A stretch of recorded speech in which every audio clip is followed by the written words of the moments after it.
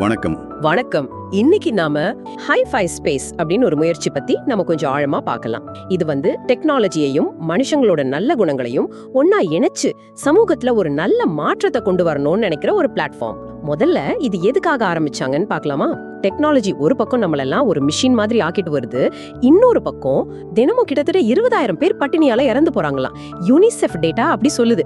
இப்படிப்பட்ட ஒரு சூழல்ல தான் உலகை மாற்ற பிறந்தோம், born to change the world அப்படிங்கிற ஒரு முழக்கத்தோட ஹை-ஃபை ஸ்பேஸ் வந்திருக்கு. சொல்ல போனா நம்ம கொஞ்சம் மனிதாபிமானத்தோட செயல்படணும், இந்த மாதிரி பிரச்சனைகளை சரி செய்யணும். அப்பதான் அடுத்த தலைமுறைக்கு ஒரு நல்ல உலகத்தை கொடுக்க முடியும்னு இவங்க சொல்றாங்க.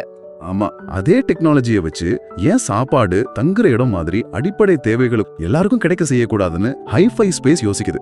ஒரே மாதிரி சிந்திக்கிற சமூக தொழில் முனைவர் எல்லாரையும் ஒன்னு சேர்த்து ஒரு பாசிட்டிவ் இம்பாக்ட் உருவாக்கணும்னு நினைக்கிறாங்க போல.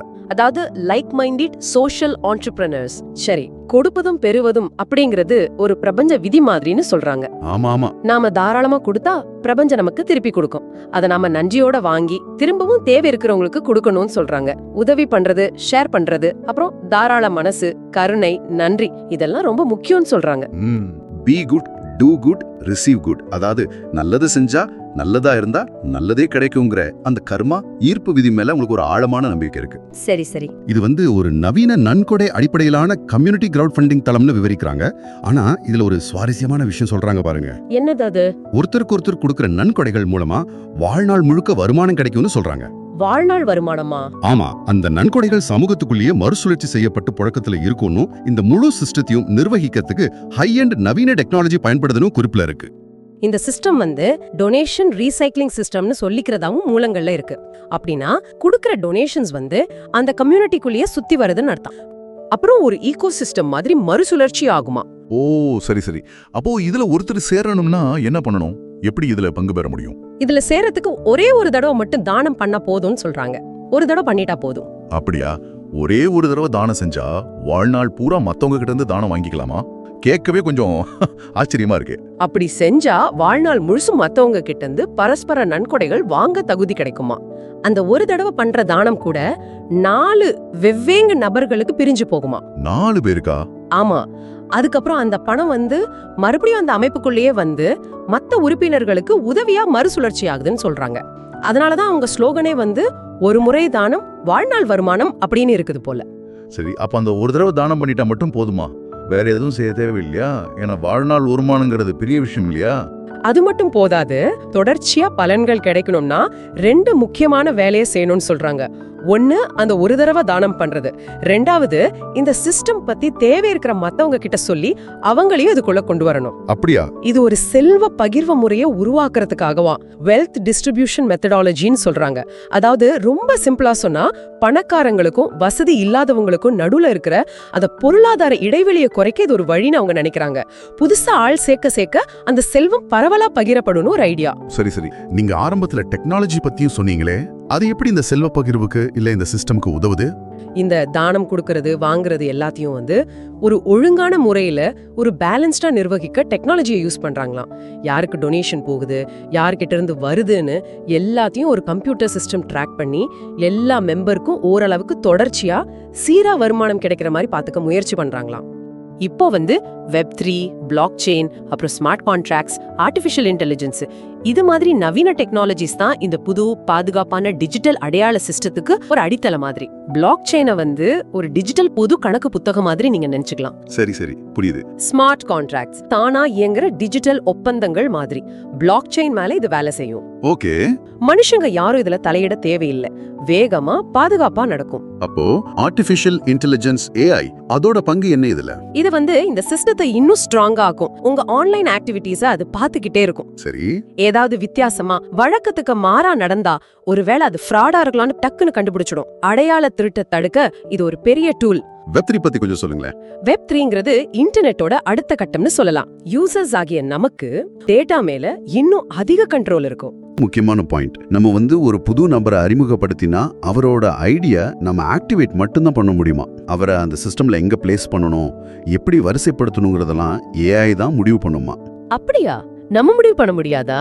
இல்ல, AI எல்லாரையும் ஒரு மேட்ரிக்ஸ் மாதிரி ஒரு கட்டமைப்புல ஒழுங்கா அடுக்கி எல்லாருக்கும் ஓரளவுக்கு சமமா வருமானம் கிடைக்கிறது உறுதி செய்ய முயற்சிக்குமா. இது மத்த அஃபிலியேட் ப்ரோக்ராம் மாதிரி இல்ல, கொஞ்சம் வித்தியாசமானதுன்னு சொல்றாங்க. எல்லாமே டிஜிட்டல் ஆகுற இந்த காலத்துல நீங்க ஆன்லைன்ல செய்யற விஷயங்கள் பாதுகாப்பா இருக்கணும், நம்பகத்தன்மையா இருக்கணும்னா இந்த டெக்னாலஜி அடித்தளம் எவ்வளவு முக்கியம்னு நீங்க புரிஞ்சுக்கலாம். இது ஒரு நன்கொடை அமைப்பு, அதுவும் கிரிப்டோ கரன்சி மூலமா இயங்குதுன்னு சொல்றாங்க. கிரிப்டோங்கிறதே கொஞ்சம் குழப்பமா இருக்கும் சிலருக்கு. நிச்சயமா இது ஒரு குளோபல் வாலண்டரி டொனேஷன் சிஸ்டம், தன்னார்வமா செய்யறது. ஓகே, அப்போ இதுக்கு அடிப்படை என்ன? பாலிகான் USDTன்னு ஒரு டிஜிட்டல் கரன்சி பயன்படுத்துறாங்களாமே? ஆமா, பாலிகான் நெட்வொர்க்ல இருக்கிற USDT அது டாலருக்கு இணையான மதிப்புள்ளது.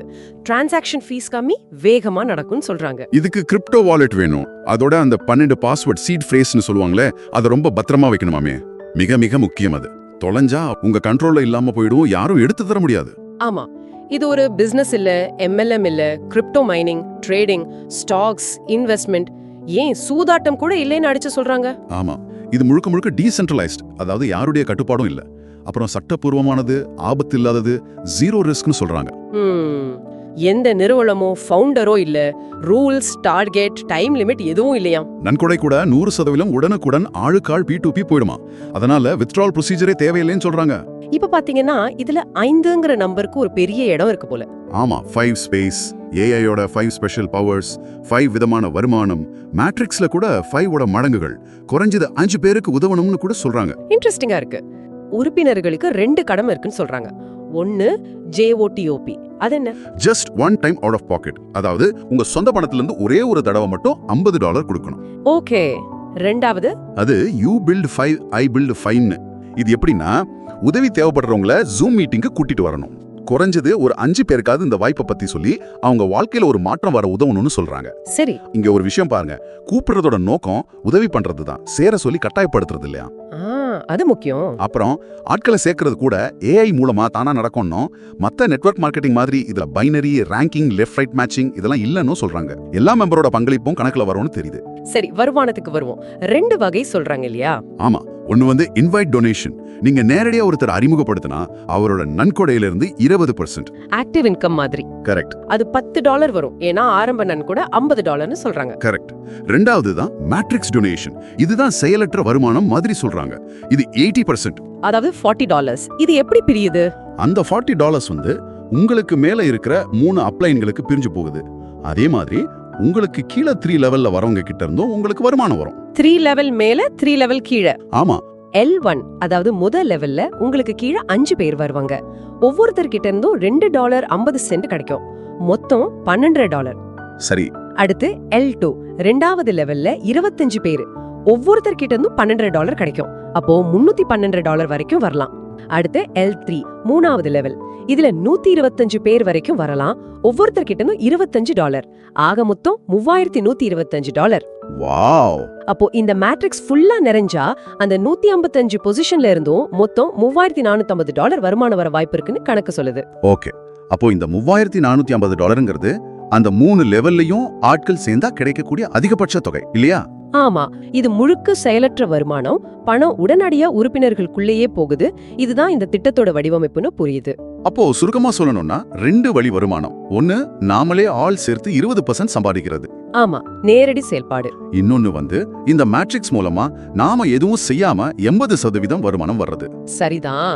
ஆர்டிஃபிஷியல் இன்டெலிஜென்ஸ் உறுப்பினர்களை அடுத்தடுத்த 5 ஸ்பேஸ்களுக்கு தானாவே இலவசமா அப்கிரேட் பண்ணணும்னு சொல்றாங்க. ஒவ்வொரு ஸ்பேஸ்லயும் வருமானம் 5 மடங்கு அதிகமாகுமா?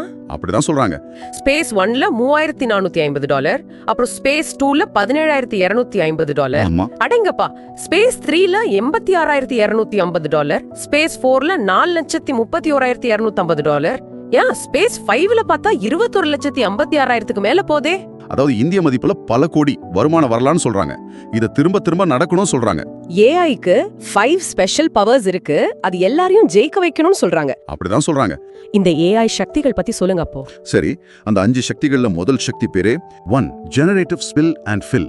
இது எப்படின்னா, இந்த மேட்ரிக்ஸ் நீங்க மட்டும் இல்லாம உங்களுக்கு மேல இருக்கிறவங்க அப்லைன், கீழே இருக்கிறவங்க டவுன்லைன் எல்லாரும் சேர்ந்து நிரப்புற ஒரு விஷயம். ஓ, டீம் ஒர்க் மாதிரி. ஆமா, ஒரு அணி அமைப்புல ஏஐ உதவியோட மத்தவங்க மூலமாவும் இடங்கள் நிரம்பும். அடுத்தடுத்த ஸ்பேசஸ் போகும்போது வருமானம் ஜாஸ்தி ஆகும். ஆல் சேர்ந்தா மேட்ரிக்ஸ் நிரம்புது. அதுல வர்ற பணம் என்ன ஆகும்? அதுக்கு தான் அடுத்த சக்தியா? கரெக்ட். ரெண்டாவது சக்தி automatic reservation of funds in 4 wallets. தானியங்கி நிதி ஒதுக்கீடு.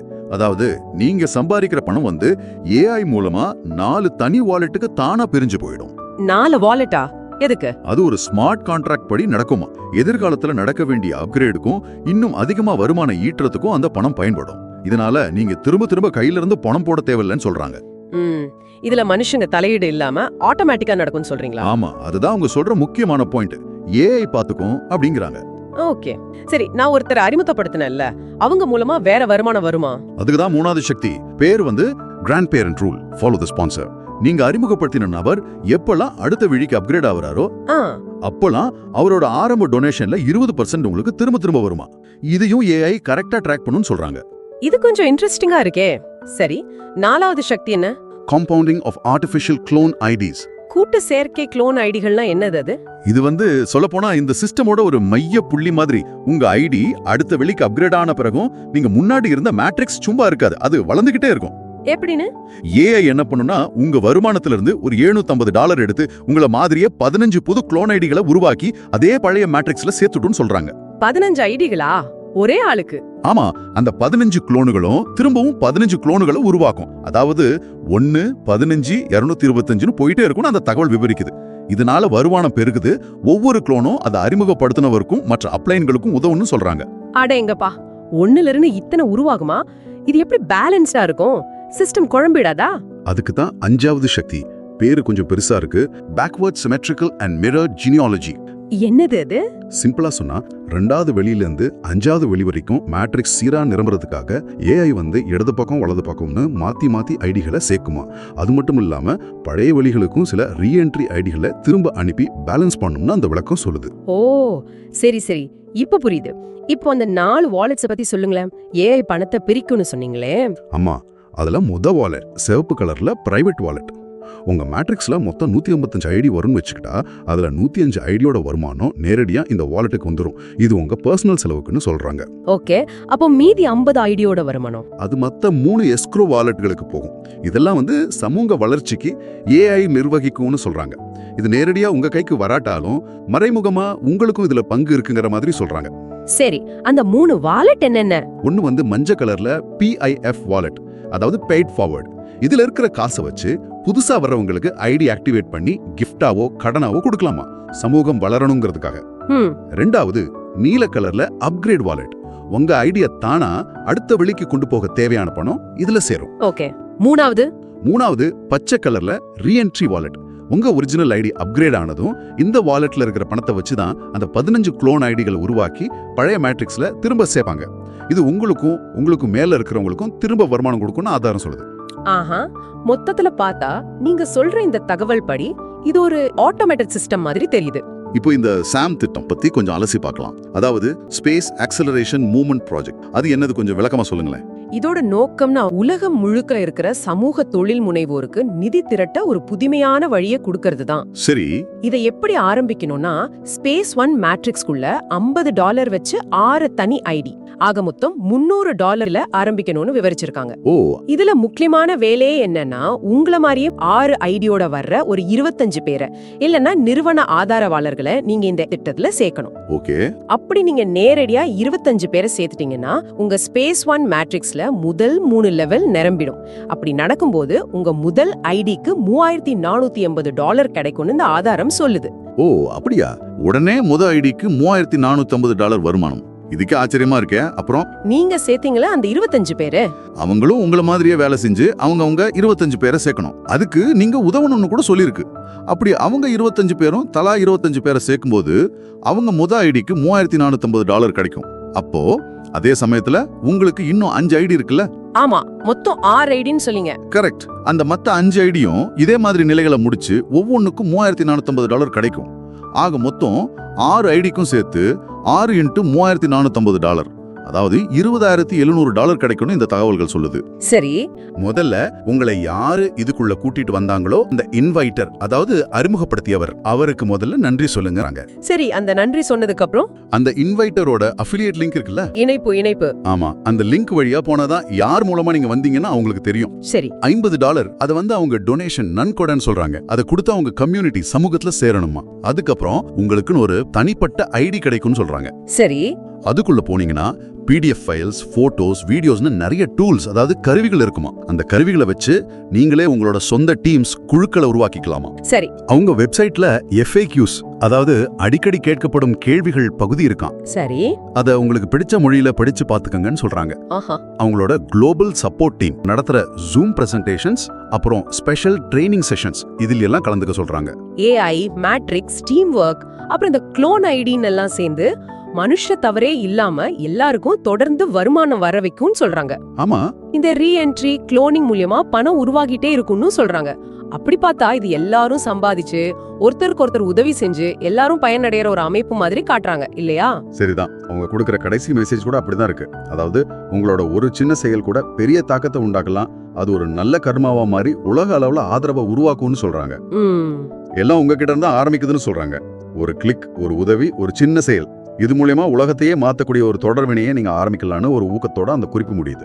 இந்த சிந்தனையோட இன்னைக்கு இதை நிறைவு செய்யலாம்.